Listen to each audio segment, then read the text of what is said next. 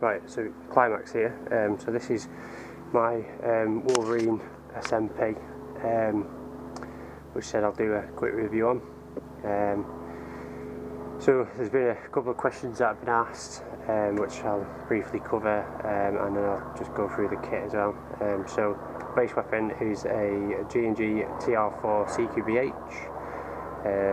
It's been modified, so I've put a Daniel Defense AR-15 Riz on there, which is quite good. It looks nice. It was a front wired gun. I've had to make it rear, so I can put the FCU and battery in the stock tube, which is a bit of a challenge, but I managed to get it done, in the end. Ignore the bipod, that's not a permanent fixture, that was just for chrono purposes. Just couldn't be able to take it off because I'm a lazy bastard. So a couple of questions that have been going about is, what type of bottle does it use? What about the regulator?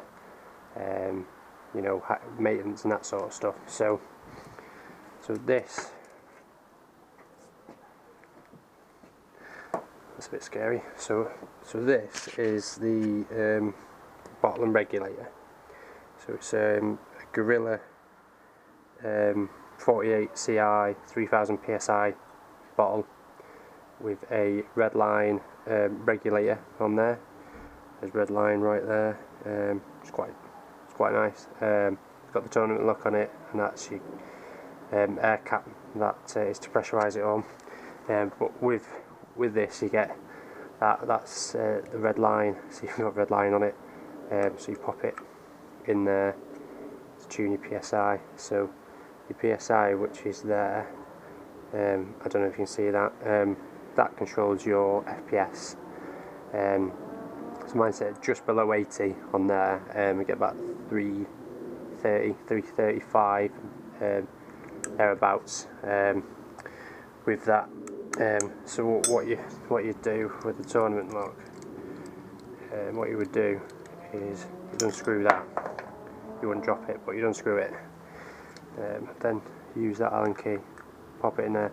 You turn it, so you turn it up or down depending on what PSI, FPS you want it at. So when you turn it up, you'll see that gauge going up, but when you turn it down, it won't go down until you fire a few shots off. What I would recommend is anybody that is going to get one of these weapons, especially in the UK, you get the regulator that's got the tournament lock on it, because a lot of sites won't allow it. One in particular, which is First and Only, they don't allow SMPs at all. But as I say, and no offence to anybody, they're just gay. But a lot of people who know me anyway know I don't like First and Only anyway. I think it's run by idiots, but that's my personal opinion. Anyway, moving on. So to lock this off, you pop that through there like so. It covers that hole, so you can't fire it. You could fire it. You can't adjust the FPS anymore. It stops people from using it. It stops people from being in a game day and going, oh, you know what, this guy's pissing me off. I'll whack my FPS up to 500 and blast the shit out of him. Which is just, people will bloody do. So then that's locked off. You can't, it'll twist, but it won't come off. I can't, if that's my Allen key, I can't push it in there. So it's nice and safe. So that would be one question. But what's the type of bottle you use? You can use something like, you can get bigger. You can get like 68 size bottle, 4,500 PSI, that sort of stuff. Second one was about this control line. Someone's asked me or questioned, would it be okay to use a coiled one? Yes and no. My personal opinion is no, because depending on the type of rig you wear and kit you've got, it can be heavy enough as it is without having one of these coiled up, and you're trying to pull your weapon out and fire, and you've got the coil pulling back on itself because it's a coil thing. It's going to want to retract. So I don't think it would, it's something that's going to be ideal for it, but that's my personal opinion. I could be wrong, but hey. The other thing is other people have asked, what about, you know, getting these filled, that sort of stuff. Unless you're fortunate enough to have a site where it's both airsoft and paintball site, like the one I play at. So Shock and Awe in North Wales, it's a paintball site, and then they've got their own airsoft site on it as well. If the paintball guys are around, they'd fill the bottle. If they're not, and there's another guy there who's an airsofter, he's got a scuba tank, if he's there, he can fill it. If neither are there, basically you're fucked. So what I've done is I've bought myself a 10 litre fibre tank, 232 bar with a scuba filling station. I fill these bad boys myself. I don't have to worry about air then. 'Cause, you know, you don't want to pay. You know, I mean, the weapon I spent 900 quid on. I don't want to pay 900 quid and turn up on a game day, wondering if I'm going to get air from somebody to use it. You know, you want to know that you've got it. So I've spent them, you know, a little bit of extra money. You know, the bottle and the scuba station. By the time, you know, that's another 150 quid on top of what I've already paid. So so then you've got your gun as well. So that's the battery it runs on. The battery is purely for the trigger, and that's it. Nothing else runs off the battery but the trigger.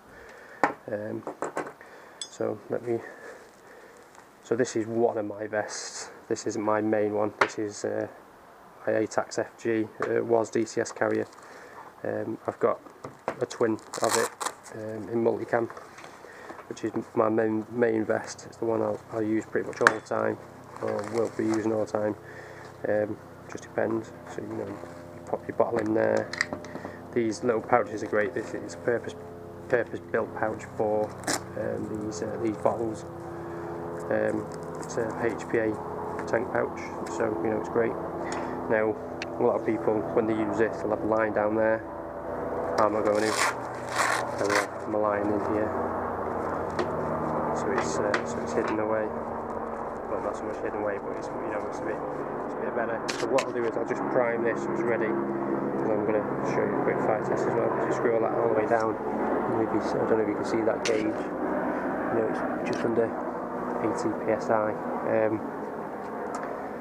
So you've all seen the maintenance video, or I'd like to think you've all seen the maintenance video for this gun. How you maintain it, how it's installed, that sort of stuff.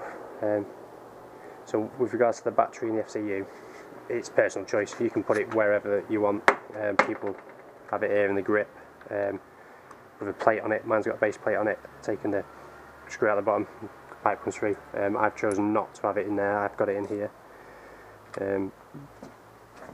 Right, I'm just going to try hold the camera a bit. So that's the FCU, dwell, rate of fire. Dwell is to control how much air goes down the barrel, so you want enough air to push it out to the end of the barrel and then cut off.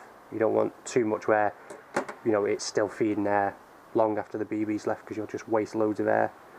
To access the FCU, if you wanted to, if you get sort of, what I do is pinch that, you put that into semi, press and hold the trigger, and finish connecting the battery whilst the trigger is pressed, and you'll see a red light blink there, and then you cycle then through it to, you know, set your rate of set your sequence. So if you want 2 burst, 3 round burst, so on and so forth. I think it goes up to a 7 round burster. You know, and you can set it by pulling the trigger. When you're done setting it, you leave the trigger for let go of the trigger and leave it for 5 seconds. It automatically goes into normal fire mode, and yeah, away you go. So let's just screw this down. So with these as well, it makes a very unique noise between it firing with BBs in it and it dry firing, and that's one thing that I quite like about this. So when you're firing it and you run out of BBs, you can tell when you've run out of the BBs, because the noise is completely different coming out of the barrel to what it is. To what it is when it's actually feeding, which is really good, because then you're not you're not dry firing for ages. So let's just pop this on.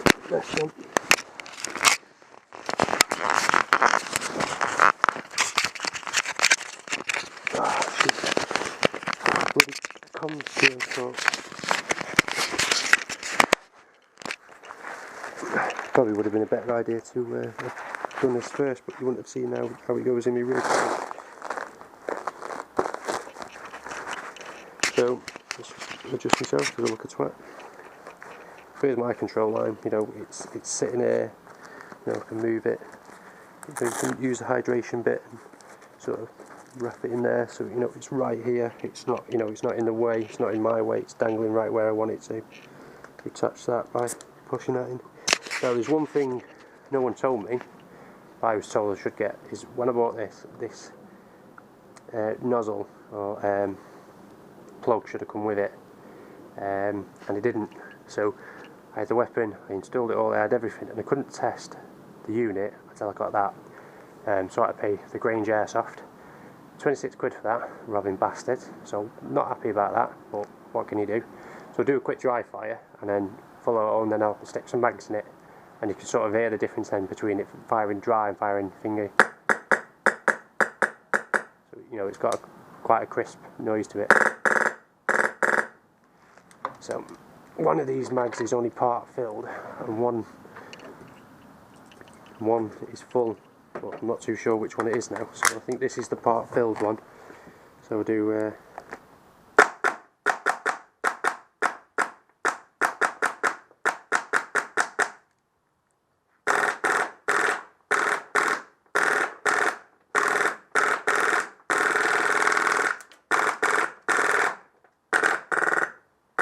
see how the noise has changed when it's gone empty. The noise is very, very distinctive of when it's, you know, when it's dry firing and when it's live, when it's actually feeding something, which I really like. I think it's a great little feature, because then you know straight away, shit, I'm empty. Let's you know, quickly reload it, and away we go.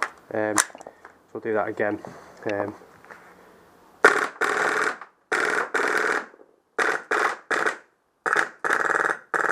See how it's changed. It's gone like really quiet. So you know then it's stopped feeding. The great thing about PMags as well, it feeds all the way up. So you're not sort of pulling a mag out at the end. So yeah, it's a great little weapon. Unfortunately, the nozzle silencer it turned up this morning. I expected it to have foam in it, and unfortunately it doesn't. Which is really weird. I don't know why it's not got foam in it. But like, you know, see, like now I'm done with it. I can pop it on. It's right there in my vest. It's still comfy. You know, it's not in my way. So other questions is, let me just pop that out. So someone's said that the SMP has referred to it as only being able or compatible with a TM gearbox only. That's utter bullshit, and it's got to be the stupidest thing I've heard someone say about the SMP yet. It's compatible with any version 2 or version 3 gearbox, but the one thing you need to know is if you're buying a version 2, you need to make sure you've got a version 2 gearbox, or if you've got a version 3, you need to make sure you buy the version 3 SMP unit, because there are two different types. I don't know what the difference is between them, but you know, there's a difference for a reason, so you need to make sure you get the right one. But you know, it'll go in most M4s. You know, mine's gone straight in, and it's straight away compatible with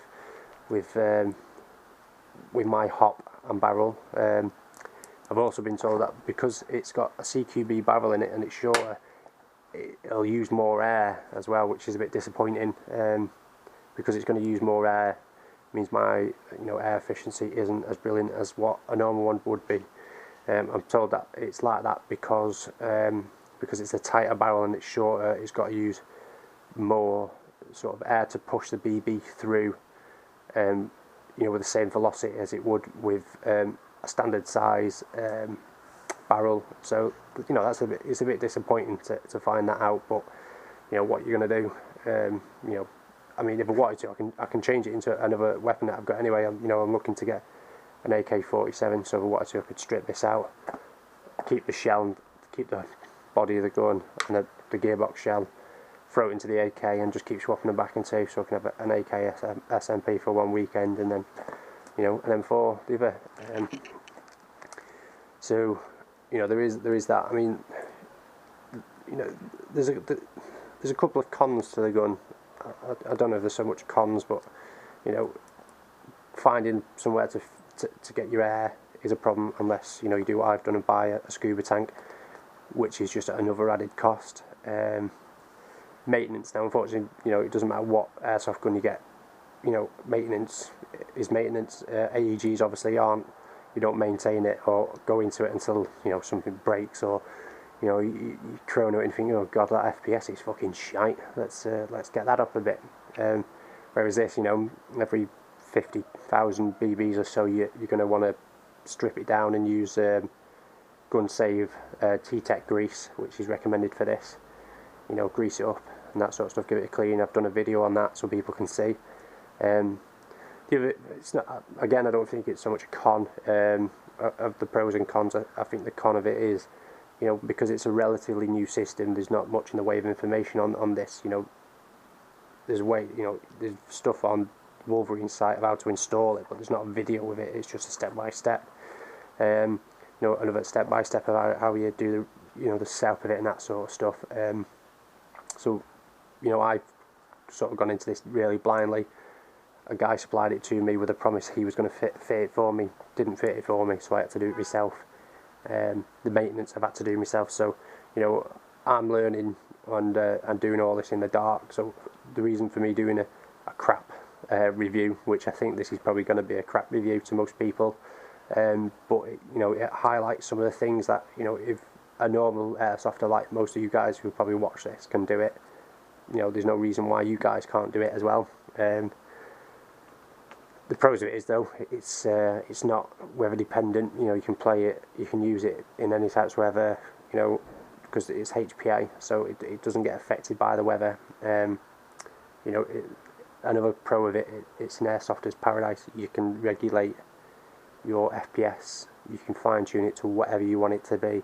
Your rate of fire, you know, you can fine tune it to that.